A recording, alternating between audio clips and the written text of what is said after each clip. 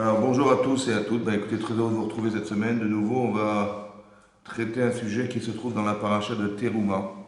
Au début de la paracha Teruma, c'est marqué Vaïdaber Hachem el Moshe les morts. A dit Hachem à Moshe en disant Daber el Ben Israël, parle aux enfants d'Israël, Veikrouli Teruma, et qu'ils prennent pour moi un prélèvement, mais et kol ish de tout homme, Hachem devenu libo, ouais, qui donnera avec son cœur. Donc il veut qu'il y ait quelque chose, un prélèvement qui vienne du cœur. Oui. En fait, qu'est-ce que ça veut dire? Ça veut dire qu'on ne devrait pas se sentir obligé de le faire, mais qu'on ait envie de le faire. C'est ça. Hein.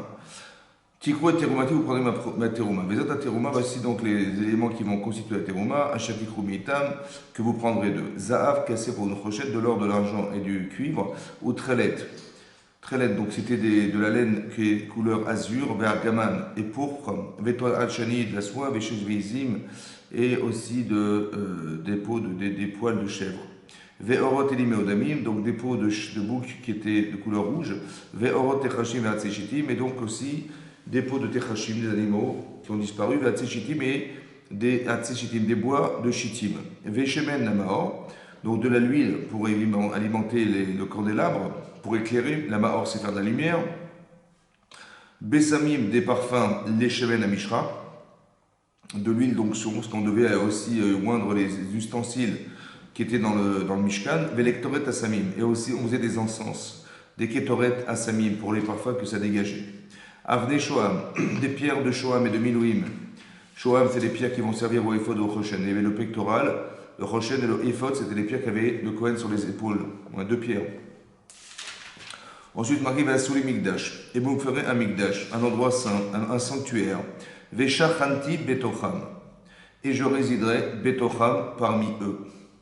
D'accord? Asuli Mikdash, c'est un singulier, Betocham, c'est un pluriel. Alors le Midrash pose la question et demande mais comment ça se possible qu'il ait dit vous ferez un Mikdash, un sanctuaire et je résiderai parmi eux? Non, parmi lui. Alors Haramim d'expliquer qu'en fait ce qu'a voulu dire Hachem, c'est qu'il va résider parmi eux, parmi les gens qui donneront. C'est-à-dire que Hachem, il ne va pas résider dans l'endroit qu'on va lui construire, mais dans l'espace qu'on aura dans son cœur pour lui. Vous avez compris? C'est ça la Shekhina.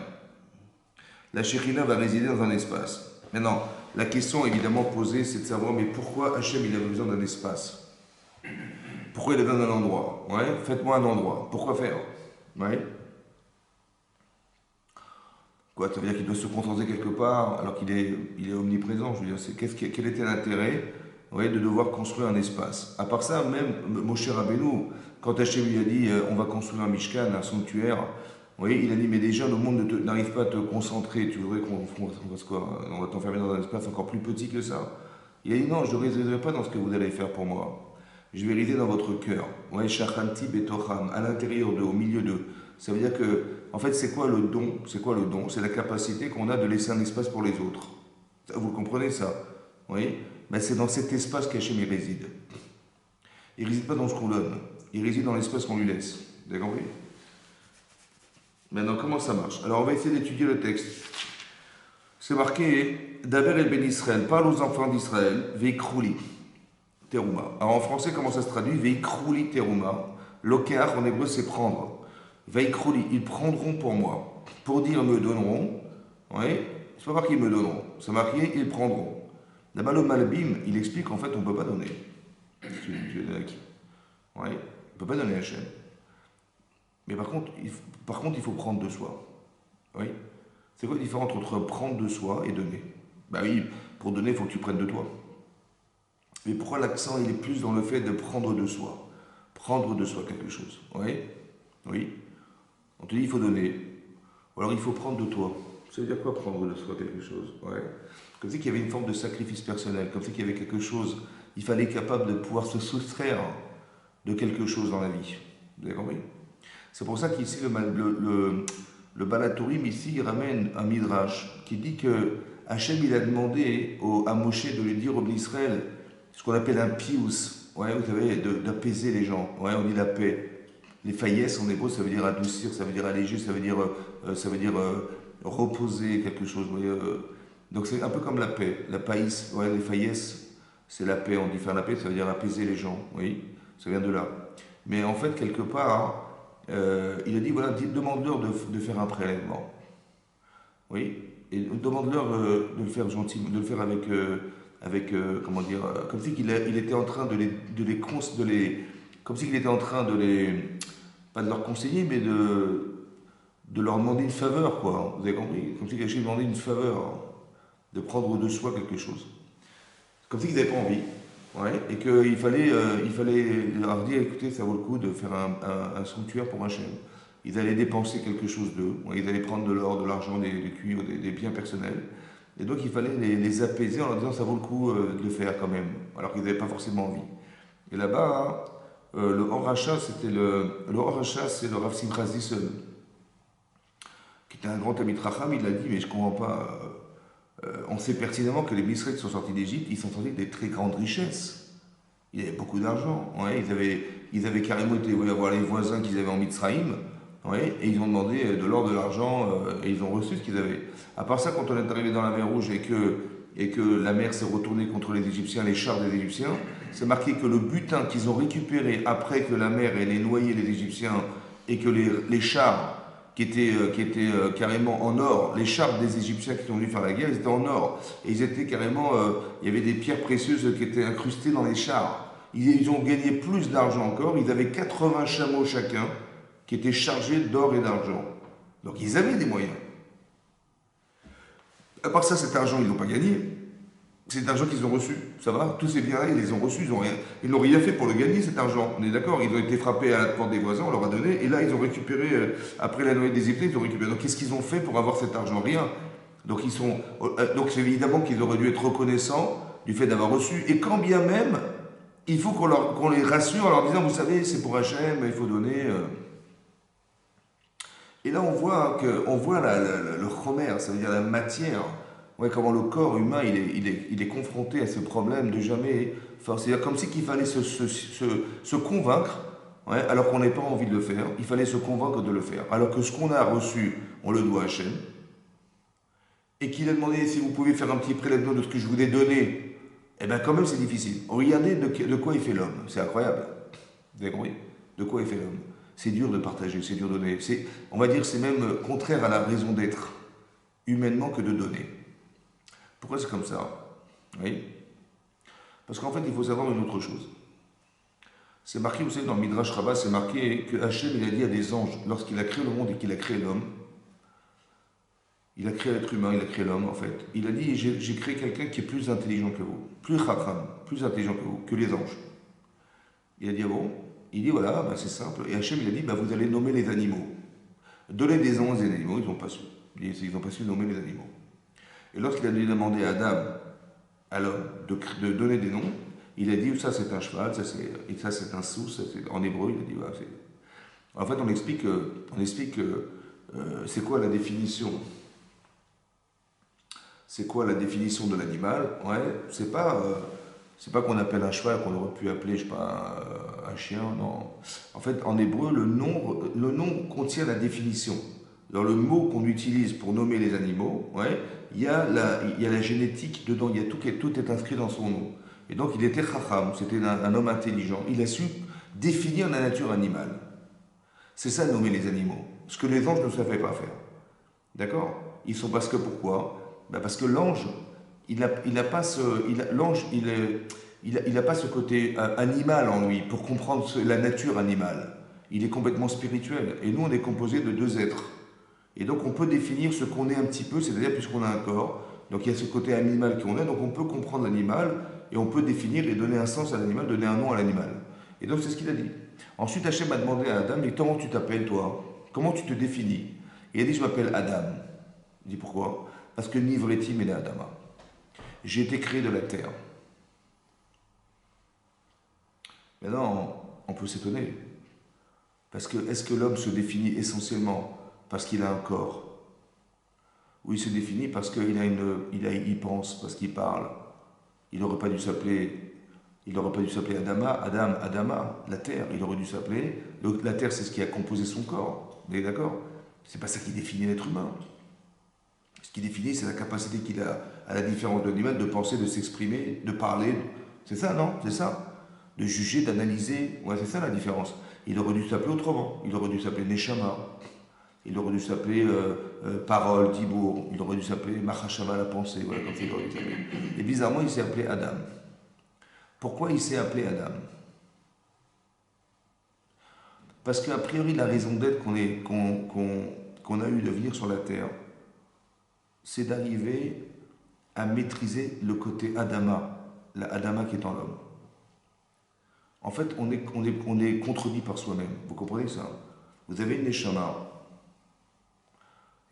qui n'a rien à faire sur terre, mais qui doit inspirer la raison d'être de la moralité de l'homme et de l'être humain en soi. C'est ça, la Neshama. Et d'un côté, vous avez un corps qui est animal. Lui, il a toutes les raisons de rester sur terre et a rien à faire dans le ciel, ailleurs qu'ici, quoi. Et la Neshama n'avait rien à faire ici, elle avait tout à faire de rester là où elle était. C'est bon? En fait, Hachem a créé un paradoxe.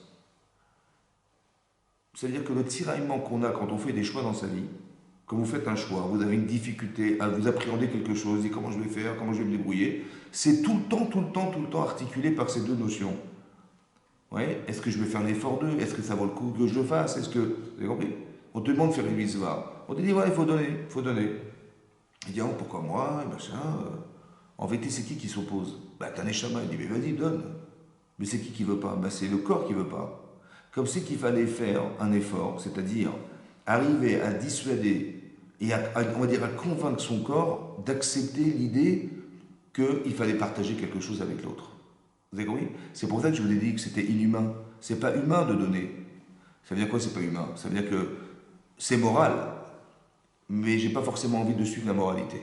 Vous avez compris? C'est pour ça qu'Hachem, il est obligé de dire, ben, dis-leur, parle-leur, et tout ça. C'est pour nous expliquer, au fond, de quoi il fait l'être humain, de la nature de l'être humain, et quel travail on doit faire sur soi pour être des humains.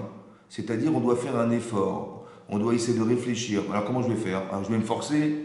Ah, ici, c'est marqué qu'il faut donner avec son cœur. Vous avez compris? Il fallait faire un don du cœur. Donc, qu'est-ce que je dois faire dans ma vie pour arriver à aimer ce que je vais faire? Alors que je suis dans l'esprit antinomique et à vouloir partager. J'ai pas envie, j'ai l'impression que quand je partage, je perds. Vous avez compris? Quand je donne de mon temps, je donne de mon argent, je donne de ma patience, je donne mes idées, je donne des choses, j'ai l'impression que je perds. Mais cette idée-là, elle vient pas de ma neshama. Elle vient pas de l'esprit. Elle vient de mon corps. C'est mon corps qui s'oppose. Il faut savoir que quand vous dites non, ouais, quand vous dites oui à quelque chose de matériel, et quand on dit non à quelque chose de matériel, ouais, c'est parce que quelque part, où on va gagner, où on va perdre. Où on va gagner, on va accepter. Mais il faut savoir que ce qu'on va gagner quand c'est corporel, c'est à la limite du corps. Quand je vous ai expliqué la semaine dernière qu'on va essayer d'insérer socialement un voleur dans la société. Vous vous rappelez, on a parlé du Eved. Ouais, c'est quoi ce fameux qu'on va engager dans un travail? C'est quelqu'un qui était un voleur en fait. Ouais. Mais pourquoi il vole? Parce qu'il a une façon de cultiver son rapport à la vie, qui est de penser que soit ben, il dit je ne sais pas quoi faire, je ne sais pas, j'ai aucune compétence. Bah, comment je vais faire? Il faut que je vive. Alors il va penser qu'il est obligé d'aller voler pour vivre. Vous avez compris? Ou alors il est très intelligent. Il dit mais pourquoi je vais me casser la tête à me fatiguer, à aller travailler, alors que je vais pouvoir récupérer en quelques heures ce que les gens ont gagné en 10 ans, 20 ans de leur vie. Ouais, il est intelligent. Mais seulement il est fainéant.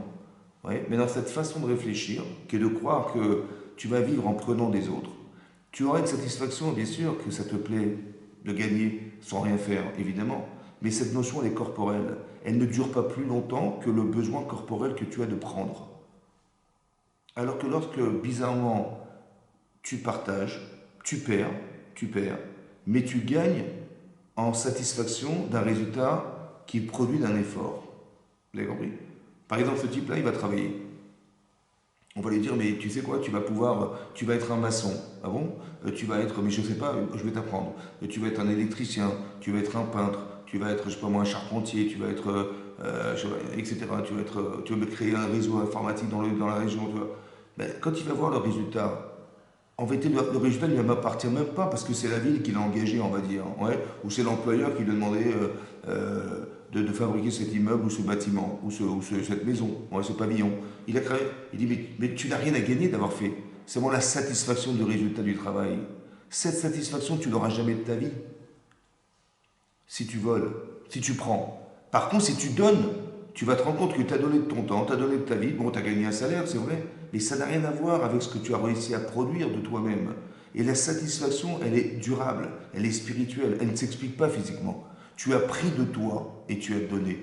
Vous avez compris? J'ai pris de mon temps. Et après, tu vas prendre du plaisir à faire des efforts, ce qui est incroyable. Pourquoi? Parce que le résultat est tellement extraordinaire. Tu dis, mais bien sûr que je vais recommencer. Mais ça va te coûter du temps, ça va te coûter de la patience, ça va te coûter de la sueur, ça va te coûter. Mais c'est pas grave. Parce que la satisfaction de journée, elle n'est pas physique. Parce que j'ai fait des efforts, ça ne va pas être physique. Par contre, j'ai pris plaisir à voir le résultat d'un effort. Vous avez compris? C'est ça. Tu as pris de toi. Vous avez compris ce que veut Hachem? Je ne veux pas que tu me donnes. Parce que si tu donnes, tu dis, bah, je vais être obligé de donner. Non, et ce qui est marrant, c'est que on va commencer à comprendre qu'on va commencer à aimer parce qu'on a donné. C'est ce que dit le Rav Dessler, il dit que la ahava, l'amour, vient de la capacité qu'on a de donner. Et plus tu donnes, et plus tu te donnes, et plus tu aimes. C'est incroyable. Oui, ça peut expliquer beaucoup de choses. On fait des efforts pour les autres, pour ses enfants, pour sa famille, pour ses parents. Ouais. Et bien ces efforts, en vérité, ça paye. Ça veut dire quoi? Comment ça peut se traduire dans la pensée? Comment ça se traduit ça? En fait, vous avez bien compris que Adam, c'est tout le travail qu'on doit faire sur nous-mêmes. C'est-à-dire, c'est ce côté Adama qui dérange, en fait. Tout ce qui fait écran avec Hachem, c'est ce côté Adama, la terre. C'est le corps qui dérange. Ouais, c'est pour ça que je vous ai souvent expliqué qu'il faut que j'arrive à parler à mon corps. En vérité, c'est incroyable, mais c'est comme ça. Quand vous dites non, j'ai pas envie, non, c'est trop dur, ça va prendre du temps, et puis pourquoi il me demande à moi, il demande aux autres, etc. Il faut savoir que c'est une réponse corporelle. Donc qui je dois convaincre? Ben, je ne dois pas convaincre mon cerveau. Il est clair, mon cerveau. Si je fais l'abstraction de ce corps, j'avais qu'une échama, j'aurais couru faire la mitzvah, j'aurais couru rendre service, j'aurais couru évidemment. Moralement, c'est ce qu'il faut faire, on est d'accord. Alors pourquoi tu te refuses? En fait, c'est mon corps. Alors il faut que j'explique à mon corps. Il faut que j'arrive à donner envie à mon corps. Vous avez compris? Il faut que je donne envie. Comme ici. Ouais, tu dis, mais attends, cet argent, tu ne l'as pas gagné. On est bien d'accord. Tu l'as reçu quand tu as été voir les voisins en Israël, en Égypte. À part ça, Hachem, il a noyé les Égyptiens, tu as récupéré tout le butin que la mer, elle a renvoyé sur la rive, tu l'as récupéré, tu es devenu milliardaire, tu t'es enrichi sans avoir fait aucun effort, donc tu dois tout à Hachem. Alors, il te demande simplement de lui proposer, de partager ce que tu as, pour l'aimer. Ouais, tu peux pas faire ça, tu peux pas, ouais. Ouais, c'est contre. C'est dur, tu vois que c'est dur, ouais, vous avez compris? Ah, je dis, bah, c'est pas dur, attends, tu lui dois tout en fait, vous avez compris? Et quand tu lui parles d'un, tu dis, bah, évidemment que je vais le faire, évidemment. Et je vais même me rendre compte que tout ce que j'ai, ça ne devient que de lui. Mais comment j'ai honte d'avoir cru que j'allais pas partager, moi lui rendre un peu la monnaie de ce qu'il m'a donné, vous avez compris? Et c'est ça que ça veut dire. Ça veut dire qu'on va commencer à réfléchir. Mais ce que je suis en train de vous expliquer, c'est que c'est un raisonnement qui doit être émotionnellement touchant et qui me donne envie d'aller contre ma volonté première que de ne pas donner. C'est ce qu'on appelle un pious, c'est-à-dire de se séduire de ça. Je suis séduit par le raisonnement, je dis, mais bien oui, bien sûr, c'est logique. Vous avez compris? Et pourquoi je refuserais? C'est n'importe quoi, évidemment, au contraire, vous avez compris? Et donc ce raisonnement-là, il me permet, en fait, c'est comme si je me parlais à moi-même, et j'arrive à convaincre mon corps qui n'avait pas forcément envie de faire quelque chose qui va, oui, lui donner envie. Maintenant, ce qui est intéressant, c'est ce qui est marqué dans le texte. Hachem, vous allez nous faire tout ça. Pourquoi faire? Je pourrais résider parmi vous. Maintenant, on a une marloquette, on a une discussion, oui, entre des rishonim, c'est-à-dire entre Rashi et le Ramban. Il y a le pirouge de Rashi dans l'explication de Rashi dans la paracha, et il y a l'explication du Ramban. Ce sont deux commentaires, oui. Maintenant, évidemment que Rashi, il s'inspire du Midrash, le Ramban aussi du Midrash et du Zohar. Le Ramban, c'est un Mekoubal, c'est quelqu'un qui fait de la Kabbalah. Et là, on a une discussion de savoir quand est-ce que l'ordre de faire le Mishkan a eu effet. À partir de quand Hachem il a demandé à faire le Mishkan, ce fameux sanctuaire. Rachid dit évidemment qu'il a demandé, comme ça Rachid expliquait dans Parashat Kitissa, la prochaine paracha, il dit que quand on a reçu, il y a eu Matan Torah, d'accord, il y a eu donc le 6 Sivan, Hachem s'est révélé au monde. Il est monté, Moshe Rabbeinu est monté sur le mont Sinaï le lendemain, le 7. Il est redescendu 40 jours plus tard, le 17 Tammuz. Il a constaté qu'on avait fait le Vaudor. Il a brisé l'étape de la loi. Il est remonté le lendemain, le 18 Tammuz, sur le mont Sinaï. Il nous a fait pardonner la faute du Vaudor pendant 40 jours, sans boire et sans manger. Ensuite, il est resté 40 jours pour recevoir les deuxièmes tables de la loi. Et après, on est arrivé donc le 29 Av jusqu'au 10 Tishri. Le 10 Tishri, c'est le jour de Kippour. C'est pour ça qu'Hachem, il a pardonné la faute. Le jour de Kippour, il a pardonné la faute du Vaudor. Voilà. Et c'est pour ça que ce jour est devenu Kippour, le jour de l'expiation de nos fautes, qui va rester cristallisé dans l'histoire. Tout le temps, ça va se passer à Kippour. Et après qu'on ait eu Kippour, dit Rashi, c'est là qu'Hachem a dit, voilà, on va faire un Mishkan. On va faire un sanctuaire. Qu'on a construit, on a rassemblé tout ce qu'il fallait, et on a construit le Mishkan le premier du mois de Nissan. Vous avez vous repéré? Ça veut dire 15 jours avant Pessah. Voilà ce que dit Rashi. Donc ça veut dire que quoi? Que Rashi pense que le Mishkan a été construit, bien sûr on est tous d'accord de la date, seulement quand est-ce que ça a été institué? Est-ce que ça a été demandé, ordonné à partir de Kippour, le lendemain d'étape de la loi ou pas? Le Rambam ne dit pas du tout. C'est quand Moshe est monté pour la première fois sur le mont Sinaï, Hachem lui a dit voilà, quand tu descendras on fera le Mishkan. Donc après, là où on aurait dû, avant qu'on ait fait le Vaudor, D'accord? Maintenant, le Sforno explique pourquoi il va d'après l'opinion de Rachid, il explique que le Sforno, il dit bah, c'est logique, le Mishkan, il vient répondre à quelque chose. Il vient répondre au fait qu'il y a une décadence, on s'est perdu, etc. On a fait le Vaudor, maintenant on s'est réconcilié, donc la réconciliation, c'est de faire la Mishkan. Voilà, c'était logique. Donc un peu comme Rachid explique que c'était après la faute du Vaudor. Le Rambam dit non, c'était avant. Avant qu'on ait fait le Vaudor, c'était déjà prévu que puisqu'on avait reçu la Shrina le jour du matin de Torah, sur le mont Sinaï, l'Hachem il s'était présenté sur le mont Sinaï, alors il fallait construire quelque chose dans lequel Hachem va continuellement résider parmi nous. C'est pour ça qu'il fallait faire un Mishkan selon le Ramban. Donc on a une marloquette, d'accord? Maintenant, comment elle s'articule la marloquette? Comment ça se réfléchit la marloquette, la discussion entre le Ramban et Rashi?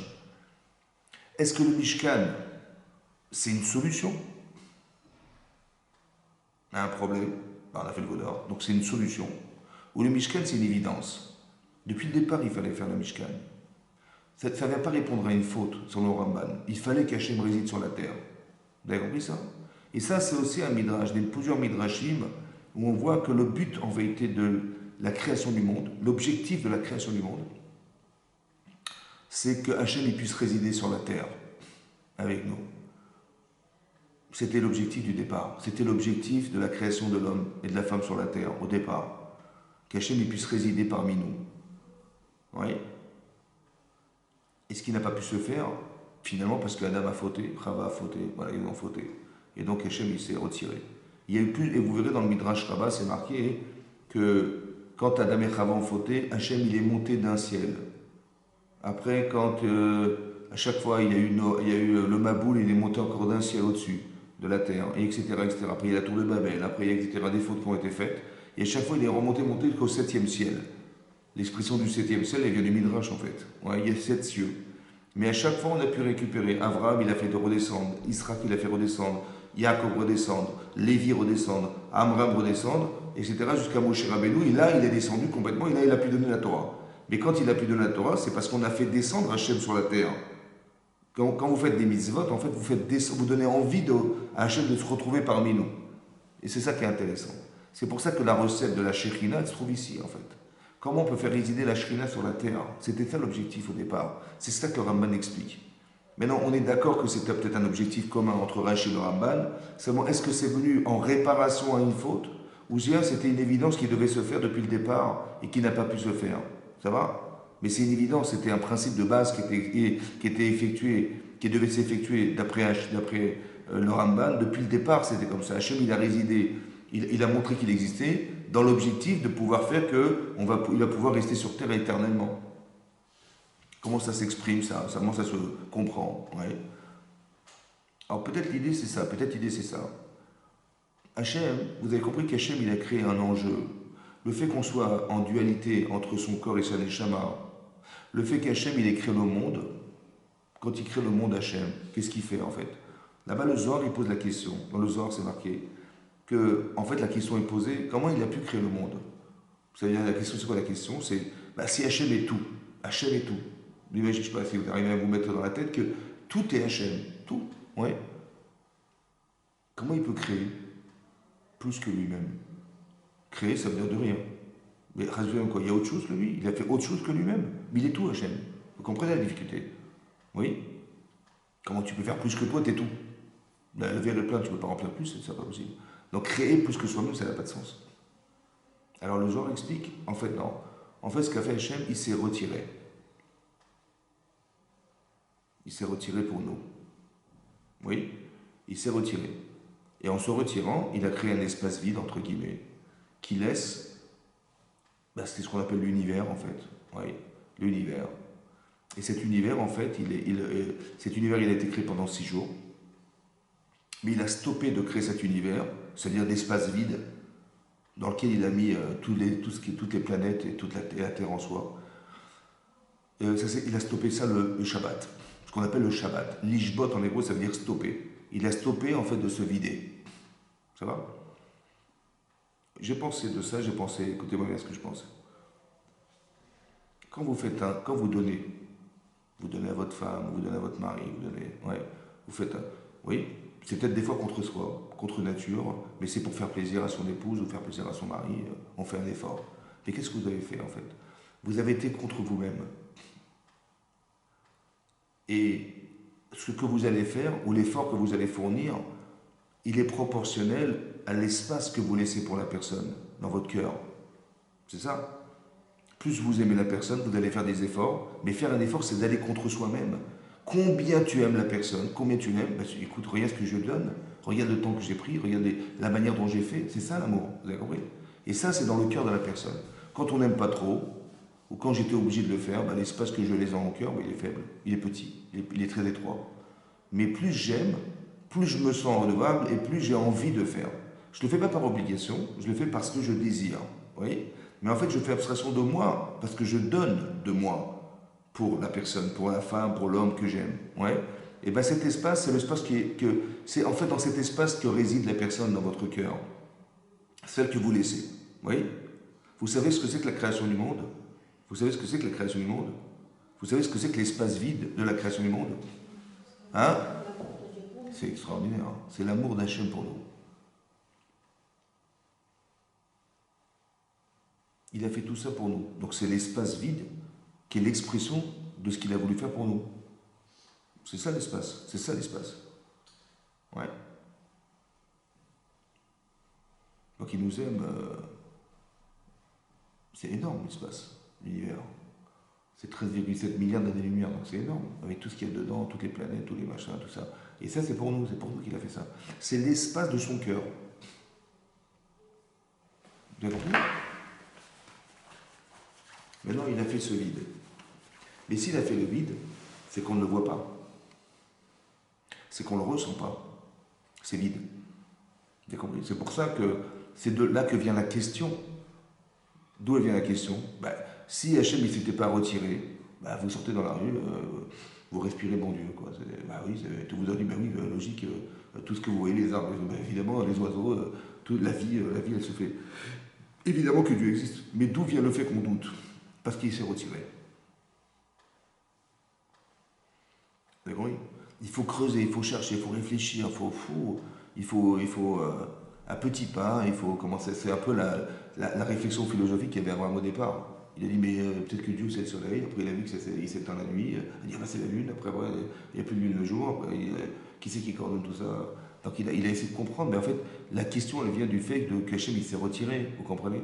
On dit en hébreu olam, le olam c'est dire le monde, mais c'est un langage de ne'elam, il se cache. En hébreu. Ouais, olam ne'elam, il se cache derrière ce monde.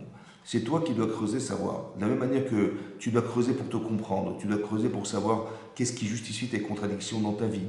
Ouais, il faut réfléchir. Qu'est-ce qui pousse la personne à contredire une logique? Ouais, savoir que la contradiction, c'est toi en fait. Tu as à la fois un cerveau et tu as à la fois un corps. Il y a quand c'est que je devais choisir entre l'animal qui est en moi et la partie cérébrale qui est en moi. Il faut choisir. Il faut choisir. Donc il y a des gens qui n'arrivent pas à choisir. Ouais, ils disent, non, moi, ils mettent le côté Adama au-devant d'eux. Alors qu'en vérité, tu devrais faire l'inverse. C'est-à-dire que tu devrais dompter, c'est comme un cheval que tu dois dompter. C'est qui est c'est le cavalier qui décide ou c'est le cheval qui décide? Tu vois, c'est ton corps qui décide ou c'est le cavalier qui décide? C'est toi qui l'as décidé.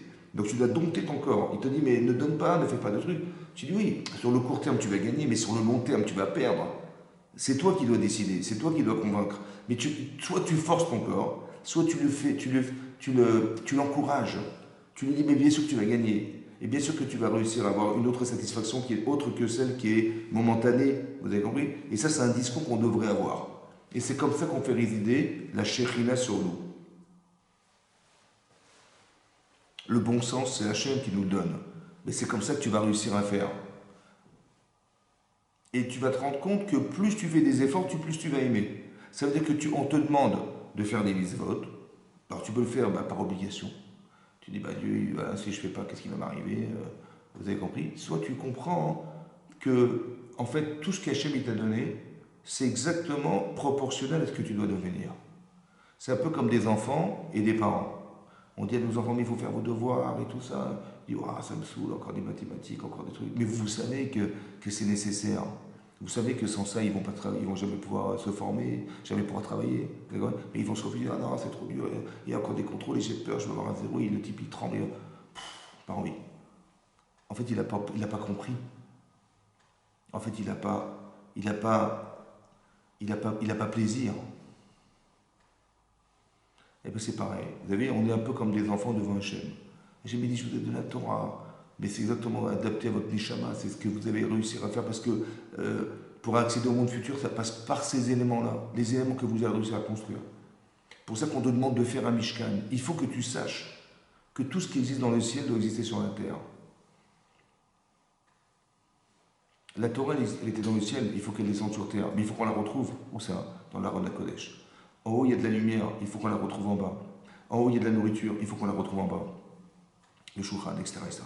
Mais tout doit exister, mais c'est toi qui vas faire. C'est toi qui vas construire ce que j'ai fait en haut, c'est toi qui vas faire en bas. Pour que je puisse résider comme je réside en haut, je puisse résider en bas. Je veux retrouver ma maison. Comment c'est marqué dans le Midrash Rabbah? Quand Hachem a donné la Torah, il a dit de garder la Torah là où elle se trouve. Je ne peux pas. Et je dois vous la donner. De vous la donner, de m'en séparer de façon radicale, c'est pas possible non plus. Alors, si déjà je vous donne la Torah, alors faites-moi un Mishkan, faites-moi une résidence dans laquelle je pourrai résider et on pourra se retrouver. Comme si que la Torah devait faire tampon entre nous et Hachem. C'est ça. Quand vous étudiez la Torah, vous êtes avec Hachem. Quand vous pratiquez les mitzvot, vous êtes avec Hachem. Vous permettez à Hachem d'exister là où il se trouve ailleurs. C'est ça qu'il aurait voulu que soit. Vous avez compris? Et le Midrash, il dit, pour qu'on comprenne ça, c'est toujours ce fameux machal là. Il dit, c'est comme un roi, il a une princesse. Et il sait qu'un jour, de plus en plus elle grandit, il se dit, il faut que je la marie un jour, mais la marier, ça veut dire que je vais m'en séparer, comment je vais faire et tout. Bon, c'est difficile pour lui. Bon, elle arrive en âge de se marier, donc il dit, je vais quand même devoir trouver son partenaire et tout. Et bon, il trouve le prince charmant, il trouve la personne qui est exactement adaptée, elle l'aime, elle veut l'épouser. Et le jour du mariage, il va aller voir son gendre et lui dit, tu sais, j'aurais voulu garder ma fille à la maison, ça aurait été un rêve, pour moi je ne peux pas. Parce qu'il faut qu'elle vive sa vie, il faut qu'elle se marie. Il dit, d'un autre côté, de la garder, je ne peux pas, de te la donner, ça m'est difficile. Alors je t'en prie, là où vous irez, faites-moi une petite maison près de chez vous, où quand je voudrais voir ma fille, je pourrais me retrouver là-bas. Vous avez compris ce qui se passe? Ça veut dire qu'Hachem, il aime la Torah. Et il aurait voulu que la Torah, ça soit le tampon, que sa fille, elle soit le tampon entre lui et son gendre. Alors laissez-moi une petite maison, une petite demeure, là où je vous retrouverai. Là où je vous retrouverai, je la retrouverai là-bas. Vous avez compris? Voilà. Mais on ne se rend pas compte que quand on étudie la Torah, quand on pratique les mitzvot, c'est ça qui fait le tampon, qui fait le pont entre Hachem et nous.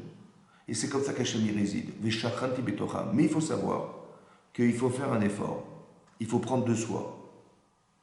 Quand on a dit Naase Venishma, on acceptera tout ce que tu nous demanderas de faire, on l'acceptera. Ça veut dire on a pris sur nous. C'est ça un adulte. Un adulte, c'est quelqu'un qui a conscience. Un adulte, c'est quelqu'un qui prend ses responsabilités. Un adulte, c'est quelqu'un qui va s'engager. Vous avez compris? En fait, le corps est un enfant qui ne veut pas s'engager, qui ne veut pas faire d'efforts, qui va cultiver l'idée que moins tu fais, mieux tu te portes. Vous avez compris? Voilà, c'est le corps. C'est l'enfant, en fait. Alors, il faut que tu le rendes adulte, ton corps.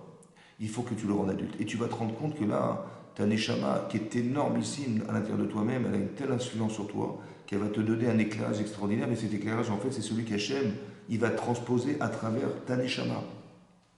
Il faut juste créer le lien. La mitzvah, c'est le lien. Vous avez compris? Voilà, c'est le lien. Mais le lien, il passe par la Torah. Et dès l'instant où tu es capable de faire abstraction de toi pour, comme si tu avais dompté ton corps, donc il n'y a rien qui fait écran finalement, puisque tu es capable de faire abstraction de toi pour. Maintenant, essaie de comprendre ce que ça veut dire. Essaie de comprendre ce que tu vas gagner. Parce que là, Hachem va résider dans cet espace. Tu permets à Hachem de résider dans cet espace. Comme c'est que l'objectif total, la fin des temps, ça sera ça, la fin des temps. C'est qu'Hachem il puisse être présent, ouais, on puisse ressentir Hachem dans ce monde, et que ça soit sa demeure, en fait, compte avec nous, quoi. C'est ça. Que l'enjeu, c'était ça, c'était d'arriver à solutionner une dualité. Oui. Qui est, la dualité, c'est quoi? Ben, c'est mon corps qui s'oppose à ma neshama. Voilà. C'est le côté spirituel et matériel. Vous avez vu, dans les autres religions, par exemple, on a du mal à concilier les deux. C'est pour ça qu'il y a des extrêmes. Des extrêmes. Il y a des gens, il y a par exemple des curés, ils ne vont pas se marier. Non.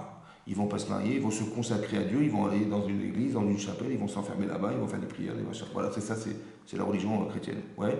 Ou bien d'autres sacrifices personnels, mais qui ne sont pas humains, on va dire, malheureusement, qui sont très durs à accepter parce que, comme si on avait oublié qu'on avait un corps. Et ce problème, ça crée après des scandales qu'on connaît, des scandales. Ouais. Maintenant, pourquoi chez nous, c'est pas comme ça? C'est pas comme ça. Parce que le Maharal de Prague explique, parce que Adam, en hébreu, c'est l'homme. Adam. Mais comment on écrit Adam? Aleph, Dam, Aleph. Aleph, c'est un. Aleph, c'est la première lettre de l'alphabet, c'est un. Dam, c'est le sang. Aleph, Dam. Aleph, qu'est-ce que ça peut être pour vous, Aleph? Hein? C'est la Neshama. Aleph, c'est la Neshama. Pourquoi c'est la Neshama? Oui. Parce que comment on écrit Aleph? Aleph, Lamed, Pesofit. C'est ça, hein? Lamed. Aleph, Aleph, le mot Aleph. Aleph, ça s'écrit Aleph, Lamed, Pesofit. Oui? Maintenant, si vous inversez, P, Lamed, Aleph. Pélé. Pélé, ça veut dire quoi Pélé? Pélé, ça peut être des miracles, ça peut être étonnant. Un Pélé. Ouais, on dit que le footballeur Pelé, il était étonnant. Ouais, Pélé. Pélé, ça veut dire étonnant. Pourquoi le chiffre 1 est un chiffre étonnant?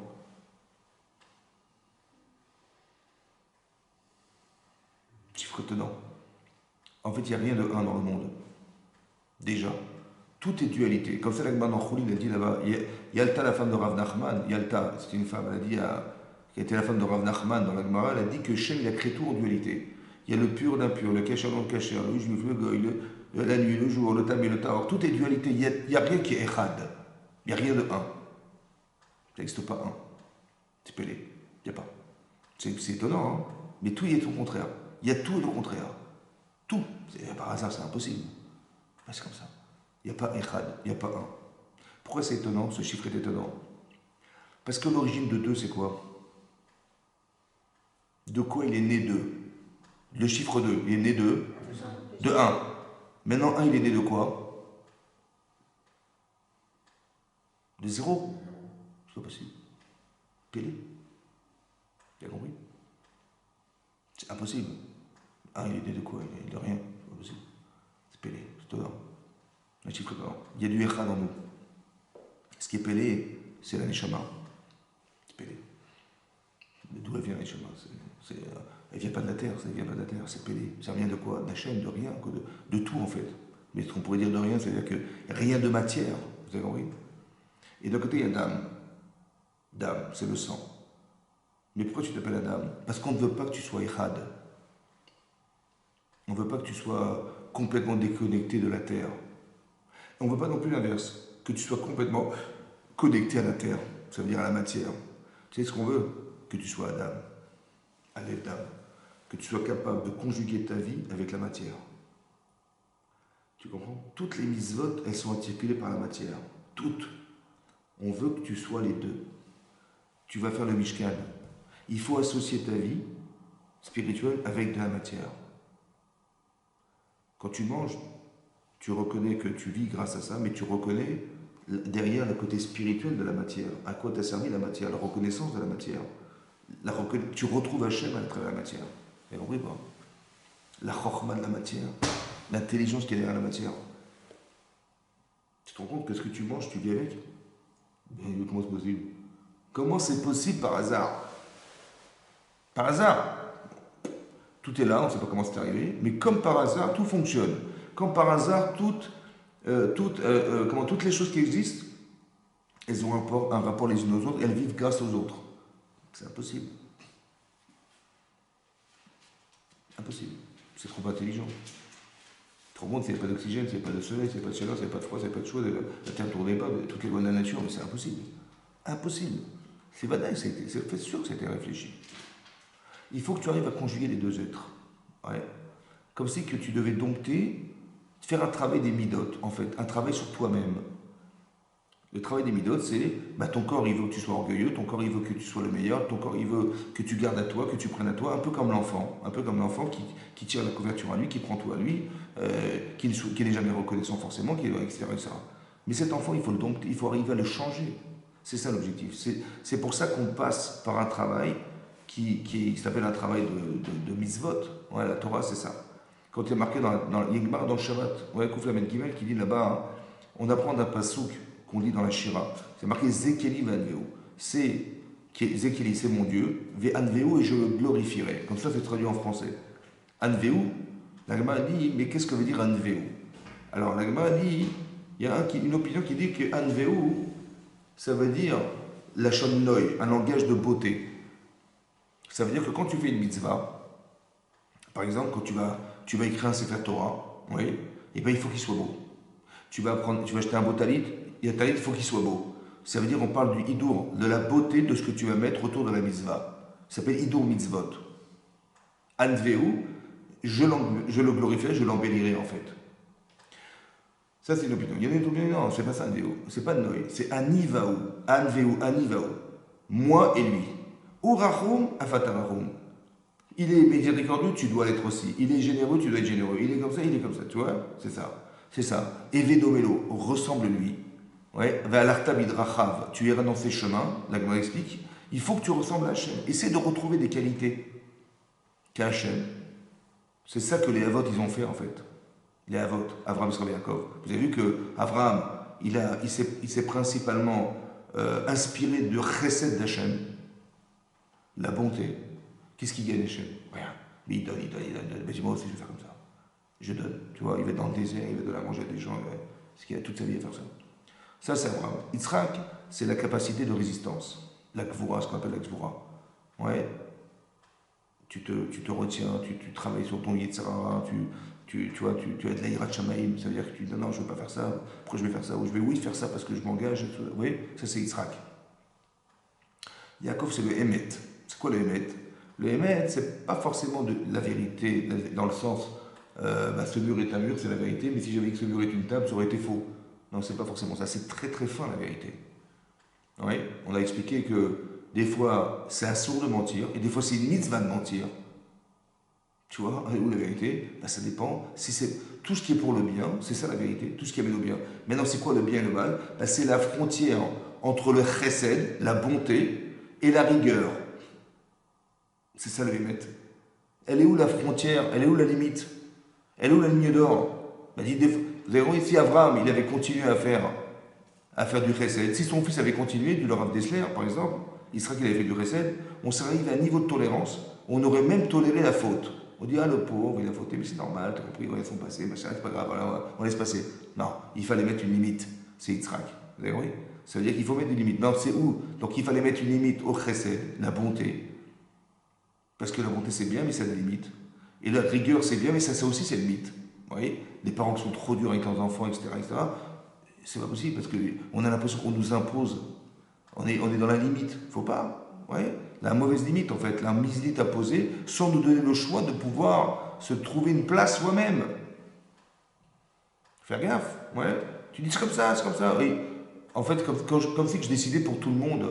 Ouais, je donne des conseils. Oui, mais c'est pour te conseiller. Oui, mais j'ai compris, mais je ne peux jamais décider. Vous avez compris? C'est faire attention à cette limite. Il y a des parents, par exemple, qui étouffent leurs enfants parce que c'est toujours eux qui décident. Et par peur qu'ils se trompent. Et pour les défendre, ou bien pour les protéger. Vous avez compris? Ils n'ont jamais décidé de leur vie. Alors après, quand ils sont adultes, ils peuvent pas décider. Ils n'ont jamais été musclés ou ils n'avaient jamais pris le risque. J'ai rien. C'est pas bien, c'est pas ça. J'ai eu peur. J'ai eu pitié de mes enfants. Mais non. Il est marqué Mishen Bodaat, quelqu'un qui n'a pas d'intelligence. Assour les rachem alav. Assour. C'est interdit d'avoir pitié de lui. Assour. C'est quoi Assour? Je le pauvre et tout, il a eu 420 en maths. On a fait l'exercice tous les deux. Puis il a eu 20 sur 20. Ça rattrape la moyenne. Assour. Assour, rachem alav. Pourquoi c'est assour? Parce qu'on s'en fout de la note. La note, c'est la compétence. Donc tu dis, oh, mais au moins il a rattrapé la moyenne. Mais c'est pas son niveau, tu sais très bien pourquoi tu l'as fait. Bah oui, c'était pour pas qu'il ait. J'ai eu pitié. Mais non, il faut pas. Tu lui rends pas service. Tu fabriques des nullards. C'est pas ça qu'on veut. Ouais. Il faut que dit, bah écoute, tu vas assumer, tu as eu une mauvaise note, tu sais pourquoi. Voilà, je vais t'expliquer pourquoi. T'as pas travaillé, parce que t'es pas consciencieux, parce que t'as pas trouvé la logique, parce que t'as pas machin. Bah, je suis là pour t'expliquer. On va trouver tous les deux. Mais c'est toi qui vas faire. Moi je vais t'expliquer, mais c'est toi qui vas travailler. D'accord, oui. C'est-à-dire que je suis miséricordieux, mais à la fois rigoureux. D'accord, oui, ce que je veux dire. J'attends de toi des choses. Mais jamais je fais pour lui, jamais. Parce que si tu fais pour lui, bah, c'est comme si tu déplaces un handicapé un type sur une chaise roulante toute sa vie. Ouais. Après tu dis, bah allez, vas-y, maintenant débrouille-toi. Bah débrouille-toi, je n'ai même pas de muscles. Comment tu veux que je marche? D'accord, oui. Mais tu m'as porté toute ma jeunesse, tu m'as mis sur une chaise roulante. Bah, je peux pas bouger, j'arrive pas. Si tu m'avais dit, bah vas-y, débrouille-toi, muscle-toi, vas-y, muscle-toi. Ouais. C'est ça. Quand vous allez contre une volonté, bah vous vous musclez. Tu dis, moi, Sarah, il me pousse à faire un truc. Je dis, non, je refuse. Je ne veux pas faire, je ne rentre pas dans ton jeu. Mais il faut que je me muscle. Alors j'étudie la Torah pour me muscler. C'est ça, ouais. Et quand je suis fort dans ma tête, je sais ce que je dois faire, je suis lucide, je ne me fais pas avoir. Ouais, je sais faire la différence entre ce qui est momentané de ce qui est à long terme, de ce qui est court et de ce qui est grand, de la volonté d'Hachem et de celle de Sarah. Tu dis, ouais, mais c'est tentant quand même, j'ai compris, mais tu sais bien que tu vas perdre. Tu sais pertinemment que tu vas perdre. Bah, si Hachem il t'a dit que c'est la source, il t'a créé, donc il n'est pas fou, il t'a dit que c'est la source, ça veut dire quoi c'est la source? Ça veut dire, un, tu vas t'y attacher, fais gaffe. Et deux, assour, ça veut dire attacher. Et assour, ça veut dire c'est interdire. C'est quoi interdit? C'est que sur le court terme, tu vas gagner, bien sûr. Évidemment, tu as raison. Tu vas dire à toi, Sarah, mais oui, tu as raison, sur le court terme. Mais sur le long terme, tu as toujours tort. Toujours. Toujours. À chaque fois que vous allez voir des gens qui magouillent, sur le court terme, ils gagnent, mais jamais sur le long terme. Jamais. Jamais on gagne. Mais c'est sûr, c'est pas chose. J'aime bien de la Torah, c'est pas pour nous apprendre des bêtises. C'est pour t'apprendre que sur le court terme, tu gagnes, toujours, à tricher, à machin, à manipuler. Et les scandales qu'on voit aujourd'hui, il y a des gens qui travaillent, ils n'arrivent même pas à ouvrir un compte. Ils travaillent dans des. Vous savez, tout ce qui est. Comment vous dire, toutes les pompes à chaleur et les machins comme ça. Dès qu'on leur parle de l'énergie renouvelable, les banques, elles refusent d'office. Pourquoi? Mais c'est pourquoi? Parce qu'il y a des gens qui ont fait des trafics. Ils ont déplacé des millions, des milliards et tout ça. Et après, les banques, elles disent, attends, c'est fini. Mais tu te rends compte que tu avais. On aurait pu être tous très très riches. On aurait pu faire un travail honnêtement, on aurait pu gagner beaucoup d'argent. Et à cause d'abrutis qui font ça, parce qu'ils ont gagné sur le court terme, mais ils ont fait perdre sur le long terme. Parce que maintenant, ils peuvent ouvrir. Pour trouver une banque, il faut s'amuser, c'est impossible, quasiment impossible. Vous avez compris ce que je veux dire? C'est ça, mais c'est comme ça. Et c'est logique, vous savez pourquoi? Parce que quand tu triches, il n'y a pas de bracha. C'est comme ça. Jamais. Bah oui, c'est normal, puisqu'on est mine que la parnassa c'est Dieu. Donc si tu penses que tu peux te passer de lui, bah tu passes de lui, pas de problème. Mais il n'y a pas de bracha, ça ne va pas continuer. Il n'y a pas de shrina, il n'y a pas de résidence divine, il n'y a rien. Tout est malhonnête. Donc Hachem, comment il veut bien passer, mais tu fermes la porte. Ça ne va pas fonctionner. C'est comme ça, c'est ça la logique. C'est ça la logique. Pour ça que, pour qu'Hachem puisse résider, il faut que ça soit fait dans les règles de la Torah, c'est comme ça. Pour traiter de la Torah, c'est pas pour en faire une religion. C'est pour qu'on reste lucide. Vous avez compris? Que les Yitzhara, ils ne nous emballent pas n'embarquent pas dans des bêtises et dans des trucs. C'est ça la Torah de remède. On dit, Hachem il a créé des Yitzhara, il a créé une Torah de Tavlin, la Torah du remède au Yetzer. Mais il faut que tu comprennes fondamentalement comment tu es construit en tant qu'homme ou en tant que femme. Savoir qu'est-ce qui articule ta vie, quelles sont les forces que tu as en toi, les faiblesses que tu as en toi et tout ça. Parce que les Yitzhara, il va jouer avec. Donc il faut que tu saches comment ça fonctionne. C'est ça. Et quand tu as bien compris, et que tu le fais l'Eshem Shamaim, vraiment parce que c'est la volonté de la Torah, alors Hachem il va résider et c'est là qu'il va t'inspirer. Tu vas te sentir inspiré par ça. Mais parce que tu fais un effort, tu fais l'effort de comprendre, tu fais l'effort d'étudier, tu fais l'effort de vouloir agir dans le bon sens. Et dans ce cas-là, tu ouvres une porte, mais derrière cette porte, tu ne sais pas ce qu'il y a, mais il y a Hachem derrière cette porte. C'est ça la Shekhinah. Tu dis, mais je vais donner de l'or, mais qu'est-ce que je vais gagner? Tu vas gagner que tu vas laisser un espace pour Hachem. Celui qui a de l'orgueil, par exemple, c'est marqué, celui qui est orgueilleux, il est marqué dans le Midrash, Hachem a dit, Enani vaou yechum la gobiachan. Lui et moi, on ne peut pas vivre ensemble. L'orgueilleux. Pourquoi? Parce que quelqu'un qui est orgueilleux, il prend tout l'espace. Alors Hachem, il veut bien rentrer, mais il ne veut pas. C'est pas qu'il ne veut pas, c'est qu'il ne peut pas. Il ne peut pas rentrer. Il n'y a pas d'espace pour Hachem. Alors que si la personne est humble, si la personne elle est volontaire, c'est par un, on voudrait qu'Hachem soit résident, on voudrait il nous accompagne dans notre vie. Moi je veux qu'Hachem m'accompagne dans ma vie. Alors si je veux qu'il m'accompagne, il faut qu'on soit des amis. Il faut qu'on fasse des choses qui ont été ordonnées, entre guillemets. D'un côté, il y a une forme de rigueur dans l'ordre, et d'un côté, c'est ce que je dois respecter pour arriver à faire que, au début, c'est dans la crainte. Ouais. Quand j'apprends mon permis, j'ai peur de brûler un feu rouge, j'ai peur de brûler, de passer à vitesse, j'ai peur de passer à un stop, j'ai peur de ça, ouais, c'est vrai. À un moment donné, je dis, heureusement qu'il y a des stops. Voilà. Je suis content qu'on ait institué des règles. Il y a des stops, il y a des feux rouges, il y a des machins. Et là, je suis heureux que, vous avez compris, j'ai compris que c'était nécessaire. On a évité des dangers, on a évité des accidents, on a évité plein de choses. Ouais. Il y a des règles. On ne boit pas, si on boit, on prend pas le volant. Il y a des règles. Tu dis, attends, laisse-moi tranquille, je fais ce que je veux, il n'y a pas de problème. Mais sache que si tu prends le volant, tu peux être un criminel, fais gaffe. Tu dis, non, ça va, je vais conduire. Mais pourquoi tu te laisses prendre au jeu de croire que tu vas être assez lucide, à moment tu penses, vous avez compris? C'est ça la Torah. Ouais. Mais là, maintenant tu as compris. Mais donc Hachem, il t'a donné un cadeau extraordinaire, il t'a donné la Torah. Alors je vais le faire par amour. Et quand il me dit, il faut te vérifier là, il faut étudier un peu tous les jours, c'est dans ton intérêt, vous avez compris? C'est ça la Shrina. Mais Shachanti Betocham, il faut qu'il y ait une maîtrise de tout ça, la maîtrise. C'est un travail à faire sur soi. Ouais. Et ça passe par l'étude. C'est pour ça que le Gaon explique, le Gaon de Vilna, il dit que l'essentiel de la vie d'un homme et d'une femme sur la terre, c'est de travailler sur soi, de changer ses midotes, de changer, en fait, c'est les défauts qu'on peut avoir, qui peuvent être des défauts, oui, il faut changer, c'est-à-dire transformer sa personne, transformer, ce qui est la chose la plus compliquée, mais il faut transformer. Vous avez compris, si on a un mauvais cœur, on est égoïste, je sais pas, on n'aime pas, on n'est pas avenant, on n'aime pas l'hospitalité, on n'aime pas les autres, on n'aime pas les machins. Il y a un travail à faire sur soi-même, un travail. Ouais, de savoir, un peu comme on a expliqué la semaine dernière, mets-toi à la place de celui qui va subir. Et là, tu vas te rendre compte que c'est stupide. Ouais, d'être comme ça. Il y a des gens qui sont toujours en train de groncher, toujours en train de se plaindre, en train de machin. Tu dis, mais quand tu vis avec des gens comme ça, tu te rends compte, les personnes avec qui tu vis, comment elles supportent à chaque fois. Si tu avais été la personne qui supporte, combien de temps tu aurais duré? Et tu te rends compte que c'est pas normal. Vous avez compris? C'est quand on se met à la place. Nous, on se justifie des situations ou des comportements. Mais quand on se met dans la position de celui qui subit ce qu'on lui fait subir, tout à coup, on se dit, ouais, c'est vrai que c'est pas normal. C'est là qu'on confronte. Et là, on change. Et là, on veut changer.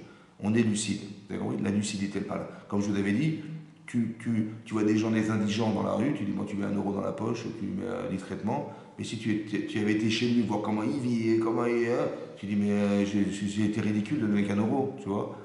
Vous avez compris ce que je veux dire? On ne mesure pas quand on est acteur. On mesure quand on est victime. Quand on se met à la place de celui qui subit. C'est là qu'on se rend compte. On peut mesurer. Voilà. Si j'avais souri, ma femme elle aurait été heureuse. J'ai fait la tête, ma femme elle avait fait la tête, j'aurais pas été heureux non plus, j'avais pas envie de rentrer chez moi, et puis là, comme elle sourit, ça donne envie d'aller. Je dois faire attention à ça. Même si j'ai des problèmes, ça ne doit pas se voir. Comme il y a des couples, je sais pas, une femme, elle va avoir des problèmes avec son mari, elle va raconter à sa mère. Voilà ce qui se passe chez elle. Je lui dis, pourquoi vous racontez à votre parent? Il dit, parce que faut bien que je parle à quelqu'un, non? Ma mère, c'est ma confidente, mais vous vous rendez pas compte ou quoi? Je dis, pourquoi? Mais c'est parce que, d'abord, qu'est-ce qu'elle va faire votre mère? Et comment votre mère va voir votre mari? Ouais. Et si ça s'arrange, elle va dire, ah oui, mais bon, quand même, hein, il n'a pas été sympa avec ma fille, puis ça peut recommencer. On n'a pas le droit de faire ça, c'est une avéra, ça. C'est un manque de respect de ses parents, vous avez compris pas? Je dis, mais à qui je vais parler? Tu dois mentir à ta mère. Ça va? Tu dis, mon mari, il est superbe. Jusqu'à ce que tu t'arranges. Mais pourquoi tu vas lui raconter des histoires et tu vas lui faire des mauvais sangs et des machins Pourquoi? Ben oui. Tout ça, on ne pourra rien faire. Et après, ça crée des conflits. Il va rester des préjugés. Vous avez compris? Et les beaux-parents, ils vont s'engueuler. Après, ils vont se dire, mais qu'est-ce qu'on a été faire de marier notre fille avec cet homme, etc. C'est quoi cette famille? Blablabla. Mais pourquoi tu rentres là-dedans? Il te sert à rien.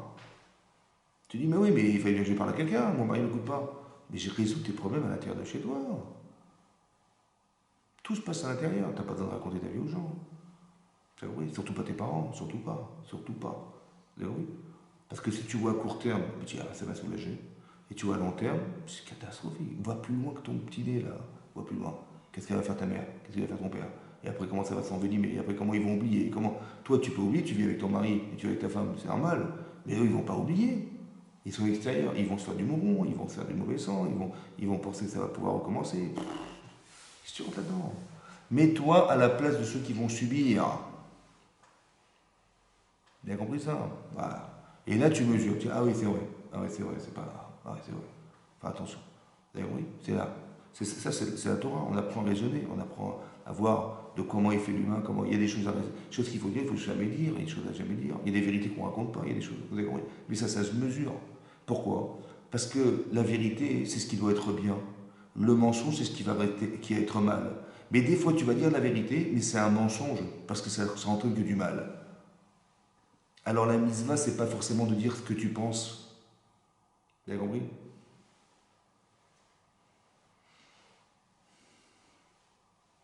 Hachem, il a besoin qu'on réside quelque part. C'est ça qui est marqué.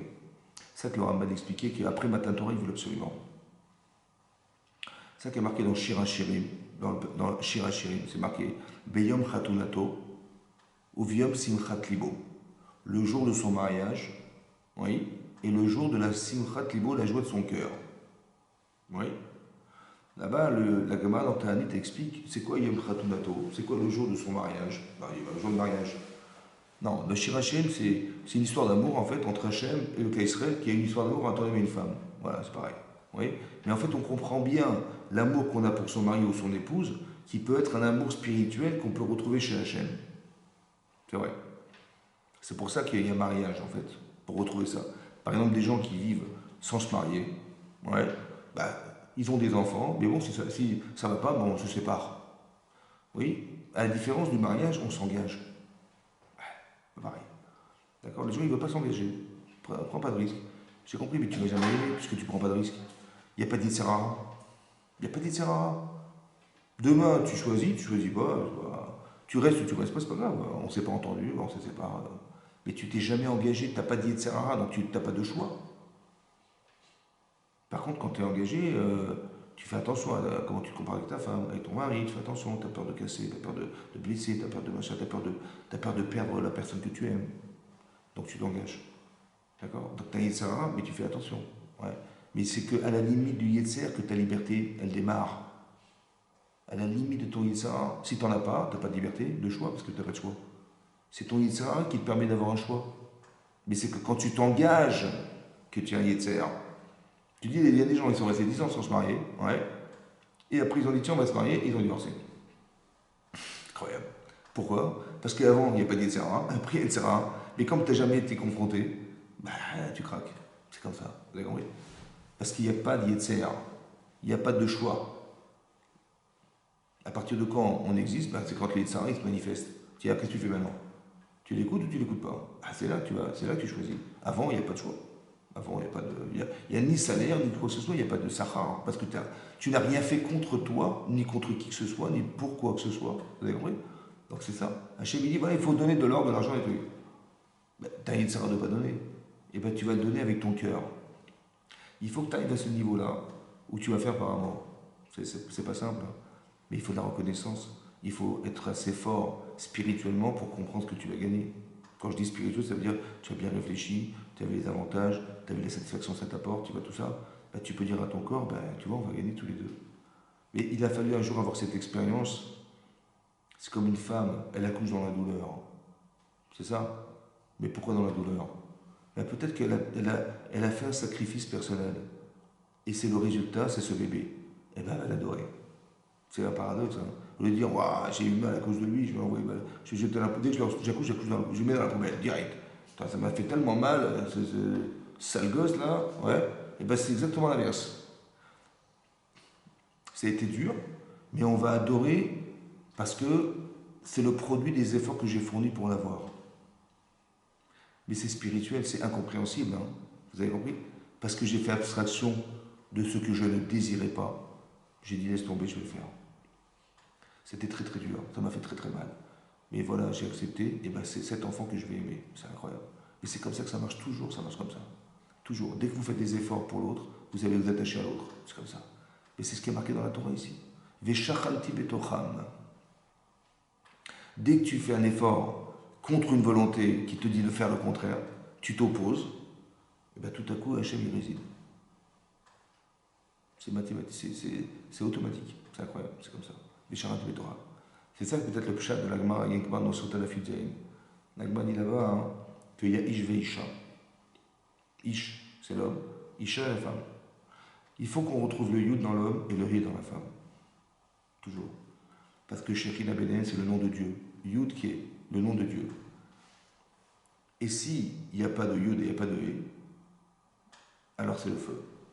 Tu enlèves le Yud dans Ish, ça fait Esh. Tu enlèves le He dans la femme, c'est Esh. Le feu contre le feu. Et l'Agma a dit là-bas, hein, à Esh o Khaltan, le feu les dévore. Alors on va expliquer ça comme une dispute. Ouais. Mais en fait, le feu, il y a un feu féminin et un feu masculin. L'Agma dit que le feu féminin, il est plus fort que l'homme. Il est plus fort que celui de l'homme. Amar Rava dit dans l'Agma là-bas, que le Esh de la femme, il est plus fort que l'homme. Adi Faminaïch. Plus. Ouais. Pourquoi? L'Agma dit parce que Haï Mistaref, Haï Mistaref. Celui-là s'associe et celui-là ne s'associe pas. Et on ne comprend pas. La Rashi explique.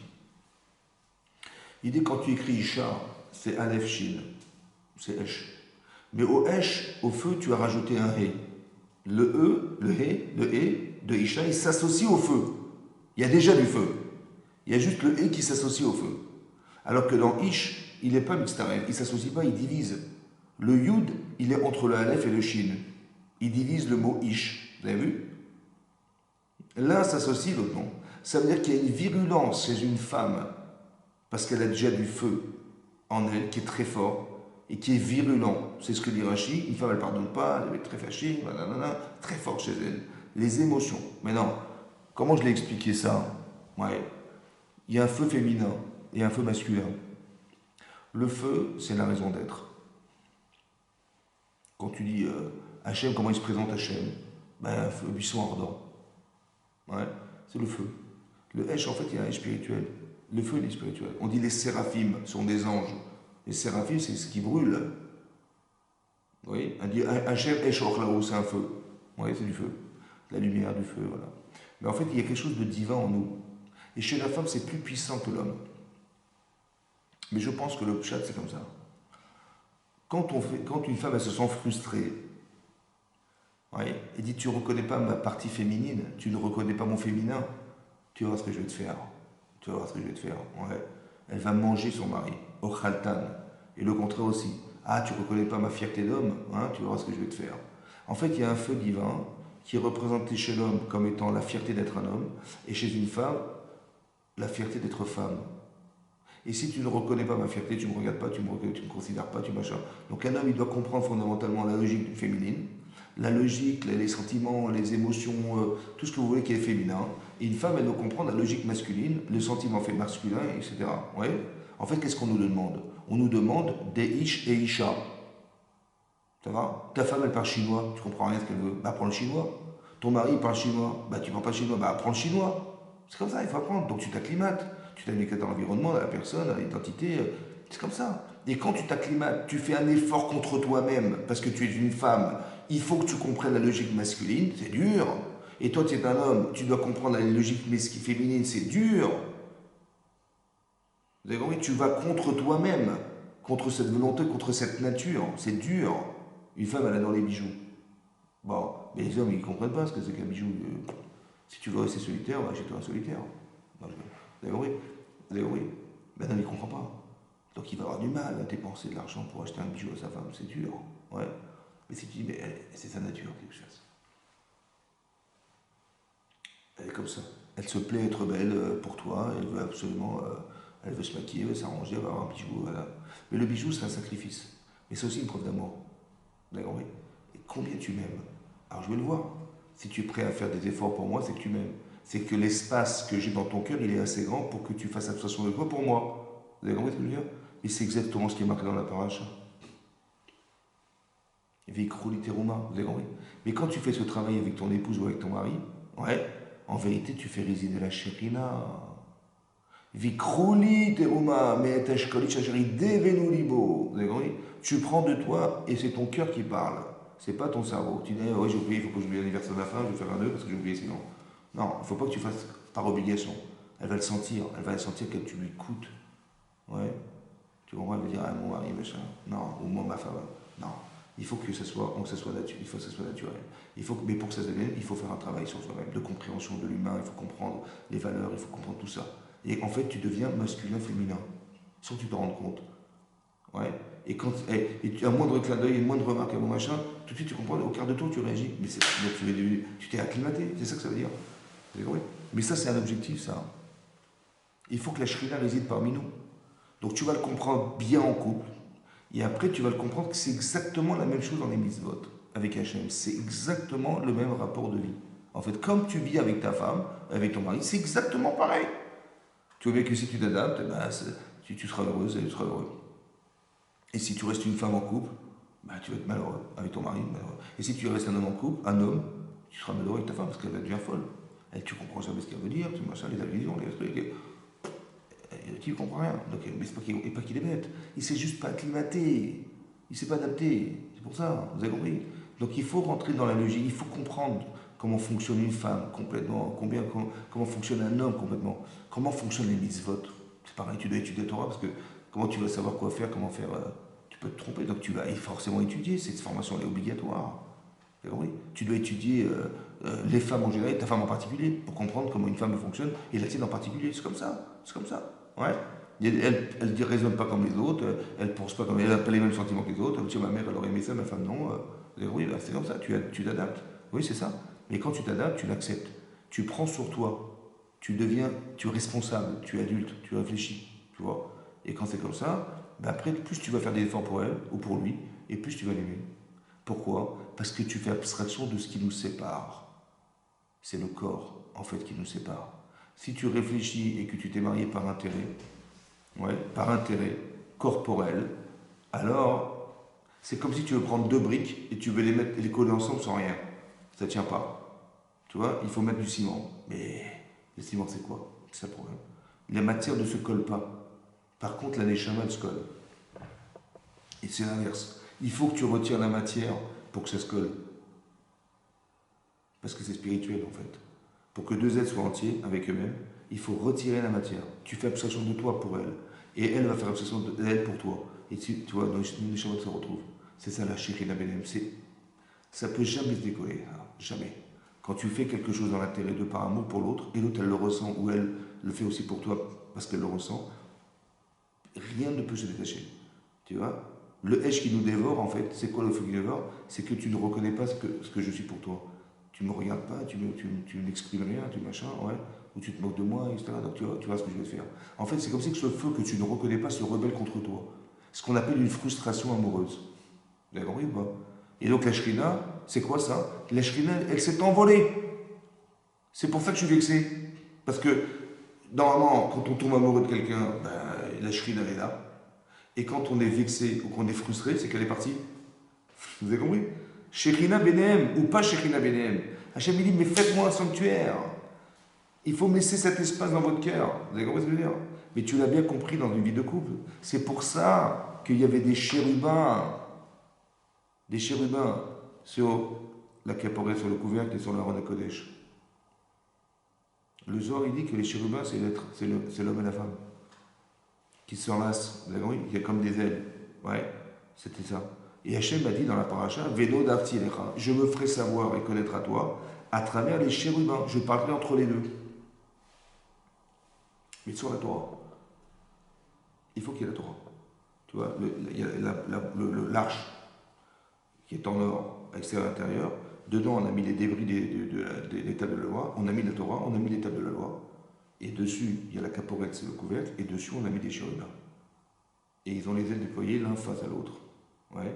Et Hachem il dit, quand je te parlerai, dans le Kodesh HaKodeshim, tu rentreras et je parlerai entre les chérubins. Regardez dans la paracha, c'est marqué comme ça. Mais c'est marqué dans le Zohar que les chérubins, c'était l'homme et la femme. Les chérubins, c'est ceux qu'on retrouve dans Parashat Bereshit. Les kérouvim. Que quand ils ont été chassés à Adam et Chava, il y avait 2 chérubins qui étaient devant le Gan Eden qui empêchaient ceux qui devaient rentrer pour emprunter le chemin de l'arbre de la vie. Il ne fallait pas rentrer. Comme c'est qu'il fallait mériter d'entrer. Et là, ils avaient un sabre, mitapechet, qui tournoyait. Un sabre tournoyant. Un cherev, un mitapechet. Un sabre qui tournoie, qui tourne. Peut-être que l'idée des kérouvim là-bas, c'est qui en fait les kérouvim? Vous savez qui c'est? C'est Adam et Chava. C'est Adam et Chava qui, eux, n'ont pas fauté. Tu veux rentrer, toi qui as fauté, tu es sorti, tu veux rentrer, il faut que tu redeviennes la femme que tu étais. Tu veux rentrer, il faut que tu redeviennes l'homme que tu étais. Il faut prendre ce sabre, couper avec ton passé. Mais mis ta paire, il faut que tu t'inverses. Tu as mal pensé, il faut que tu penses bien. Il faut que tu inverses. Ce sabre qui tourne, c'est la volonté que tu as de trancher avec ton passé, avec ton Yetzirah, avec ton mauvais penchant, tout ce que tu veux. Il faut couper, il faut couper. Et il faut t'inverser. Il faut faire l'inverse de ce que tu as toujours été. Et là, tu pourras rentrer. Vous avez compris? Il faut mériter d'aller au Gan Eden. C'est ça que ça veut dire. Mais pour ça, il faut être un tzaddik. Il faut être une tzaddikiette, c'est comme ça. Il faut être mitaper. Il faut s'inverser. Vous avez compris? Il faut inverser ta façon de penser. Il faut inverser ta façon de réagir. Ça passe par l'acclimatation. Quand tu comprends, quand tu acceptes, quand tu vas, t'as compris que c'est toi Yitzhak qui te manipule et tout ça, t'as compris. Donc il ne faut pas que tu l'écoutes. Tu dis, mais j'ai du mal. Toi, mitaper, inverse. N'écoute pas ce qu'il te dit. Fais la volonté d'Hachem. Assez récentrak et de solo. Fais sa volonté la tienne. Mais pas l'inverse. Fais pas la volonté de toi Yitzhak. Tu dis, mais moi, je n'ai pas envie. Et quand tu t'entends parler, tu as l'impression que c'est toi qui parles. Non, c'est pas toi qui parles en fait. C'est ton corps qui te dit de faire. C'est ton Yitzhak qui te manipule. C'est comme ça. Il ne faut pas l'écouter. Il faut tu dis, mais non, c'est pas comme ça. Il te dit, mais tu vas pas donner de l'argent. Tu dis, mais il faut te convaincre que c'est ça que tu dois faire. C'est ça ta volonté. C'est ça qui va te réaliser. C'est ça qui va te permettre de te réaliser. Il faut que tu l'acceptes. Il faut que tu l'acceptes. Et donc tu te dis, mais c'est ça ma vie. C'est ça que je dois faire. Je ne veux pas me laisser manipuler. Je ne veux pas regretter plus tard ce que j'aurais pu faire avant. Tu dis, je vais arriver à un âge où j'aurais plus la force de le faire. Pourquoi tu vas attendre? Fais-le maintenant. Construis-toi maintenant. Réalise-toi maintenant. Inverse maintenant. Vas-y, inverse. C'est ça les chérubins.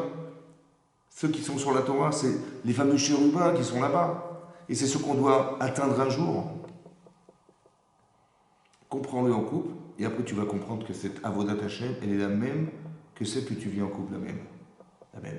Soit tu vis par intérêt, soit tu partages ta vie. C'est comme ça. Et c'est comme ça que ça marche, vous avez compris? C'est ça. Hashem, il voudrait tellement résider parmi nous. C'est pour ça que l'exemple du couple, c'est pour ça que Shira Shirim, ça a été construit sur le couple. Vous avez compris? Que Biyom Prato, même Simchat Libo, c'est pareil. C'est que c'est le jour du mariage, mais c'est le jour où on a reçu la Torah. Le Simchat Libo, c'est le jour où on a construit le Mishkan. On a compris qu'on a été épargné parce qu'Hachem nous a pardonné de la faute du Vaudor. Maintenant qu'on sait combien on a été pardonné, alors on est attaché à Hachem. On dit, bien sûr, on va le faire. Quelqu'un qui a fait Teshuvah, il dit, mais j'ai fait Teshuvah et j'ai vu que Hachem était avec moi et tout ça. Et bien sûr que je vais accepter, je vais rentrer dans la Shrina. C'est ça que je veux faire. Je vais rentrer dans la Torah complètement. Ça y est, c'est ça. Ça que je veux faire. Ouais. C'est ça. C'était ça la paracha de la Terouma. C'est pour ça qu'il y avait le Aaron HaKodesh, l'endroit où il y avait l'arche de la Torah. Il y avait le Shulchan, c'est la table, la parnassa. Et la menorah, c'est la lumière. Il faut que tu sois éclairé, il faut que tu puisses remercier Hachem d'avoir une subsistance, et il faut que tu étudies la Torah, c'est comme ça. Cette lumière, l'étude, et ta vie de couple, etc. Tout ça, c'est le Mishkan, en fait. C'est ça. C'est un petit peu. Le Mishkan, c'est un petit peu ta petite maison. Voilà. Ta famille, tes enfants, ta femme, tes enfants, ton mari, etc. C'est ton Mishkan, en fait. Et par extrapolation, tu vas comprendre que Hachem aussi, il est derrière tout ça, et qu'il y a une sorte de relationnel avec Hachem qui est un peu celle qu'on a en couple, ouais, qui se retrouve, qui est spirituelle, en fait, mais qui devrait pouvoir s'extrapoler avec la relation qu'on a avec Hachem. Vous avez compris? Voilà. Chazak ou Baruch.